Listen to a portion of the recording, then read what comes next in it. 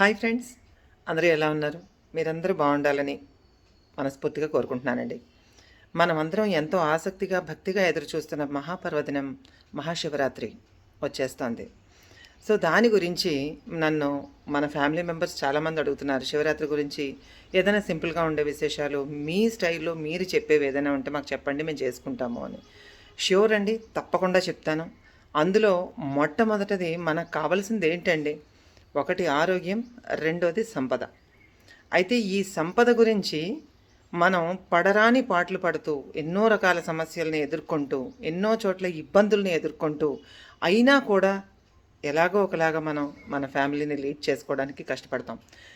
అలాంటి పరిస్థితుల్లో ఏదైనా ఇబ్బందుల్లో ఫైనాన్స్ ఇబ్బందుల్లో ఉన్నవాళ్ళు ఆ యొక్క ఫైనాన్స్ని ఇంకా అంటే ధన ప్రవాహాన్ని మెరుగు చేసుకోవాలనుకుంటున్న వాళ్ళు మహాశివరాత్రి రోజు మీరు ఇంట్లో శివుణ్ణి పూజ చేసుకున్నా అక్కడైనా పర్వాలేదు, మీరు టెంపుల్కి వెళ్ళి అక్కడైనా పర్వాలేదండి, శివాలయానికి వెళ్ళినా ఇది చేయండి. ఏంటంటే మీరు విభూతి పౌడర్ అయినా పర్వాలేదు, విభూతి బొండ అయినా పర్వాలేదు. అంటే బొండ అంటాం మేము మా ప్రాంతాల్లో, ఇంత విభూతి బాల్లా ఉంటుంది చూడండి, అదైనా పర్వాలేదు. విభూతి పౌడర్ ప్యాకెట్ అయినా పర్వాలేదు. సమస్తమైన భక్తి శ్రద్ధల్ని మీరు ఇన్వెస్ట్మెంట్ అనుకోండి. సమస్తమైన భక్తి శ్రద్ధల్ని పెట్టి మీరు శివాలయంలో కానీ శివ పూజ అనంతరం కానీ ఇంట్లో కానీ ఎక్కడైనా కానీ ఆ రోజు మహాశివరాత్రి నాడు ఉదయం కానీ సాయంత్రం కానీ ప్రదోష వేళ మార్నింగ్ కానీ ఈవినింగ్ సూర్యాస్తమయ వేళలో కానీ ఈ విభూతిని ఆయనకు మీరు సమర్పణ చేయండి. సమర్పణ చేసి విభూతిని సమర్పణ చేసి ఐశ్వర్యాన్ని కోరుకోండి.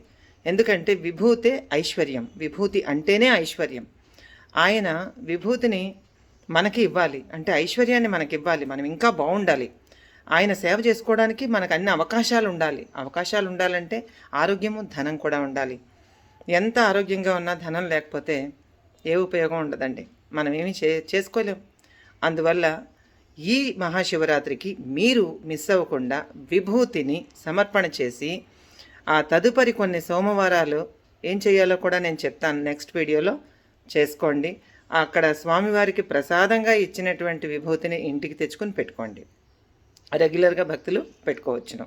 మర్చిపోకుండా చేయండి, మంచి మంచి ఫలితాలు వస్తాయండి.